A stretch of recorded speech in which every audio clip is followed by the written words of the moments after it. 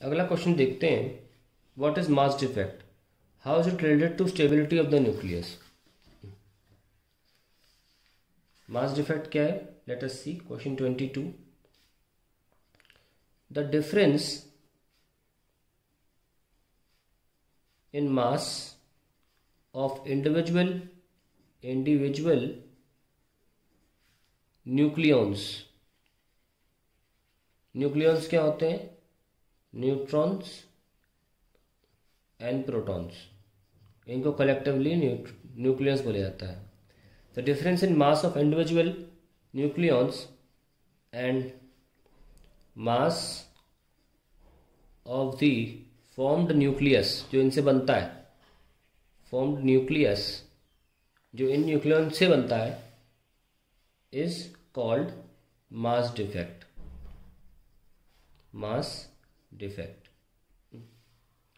जैसे कि हम कह सकते हैं कि हमारे पास एक न्यूक्लियस है, इसमें कुछ न्यूट्रॉन प्रोटॉन है,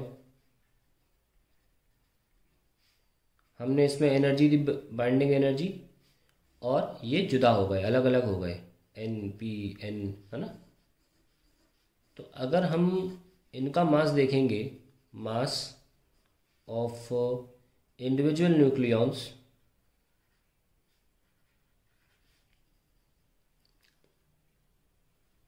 let me call that m2, और ये मास ऑफ न्यूक्लियस, उसको हम m1 बोलते हैं, then delta m is m2 minus m1, that is called mass defect. और ज़्यादा होता है ये, कम होता है ये, इसीलिए एनर्जी देनी पड़ती है, ये एनर्जी मास में कन्वर्ट हो जाती है और इनके मासेस उतने बढ़ जाते हैं उतनी एनर्जी से, ठीक है।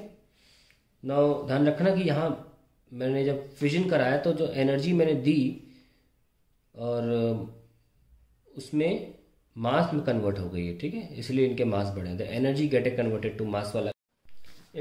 इसमें जोड़ के रखा है, how is it related to stability of nucleus.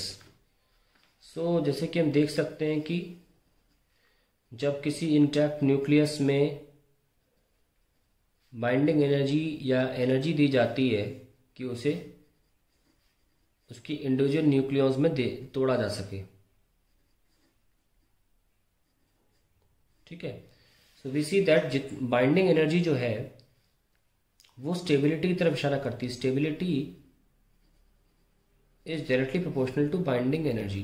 और यहाँ जो एनर्जी है वही मैंने आपको जैसे पिछले पार्ट में बताया, वही इनके एडेड मास में कन्वर्ट हो रही है। यहाँ मास m1 था, कम था, यहाँ मास m2 था, ज़्यादा था, तो जो फर्क आया मासेस में वो बाइंडिंग एनर्जी ऐड हुई, यानी कि बाइंडिंग एनर्जी का हम कह सकते हैं, binding energy is m2 minus m1 mass defect into c², यही तो बाइंडिंग एनर्जी है। और इसी को हम आइंस्टीन इक्वेशन भी बोलते हैं, यानी कि मास डिफेक्ट इंटू c²। और हम ये भी कहते हैं कि स्टेबिलिटी का डायरेक्ट रिलेशन है बाइंडिंग एनर्जी से, और बाइंडिंग एनर्जी खुद मास डिफेक्ट के डायरेक्टली प्रोपोर्शनल है। तो फाइनली क्या निकल के आया relation, that higher the mass defect more is the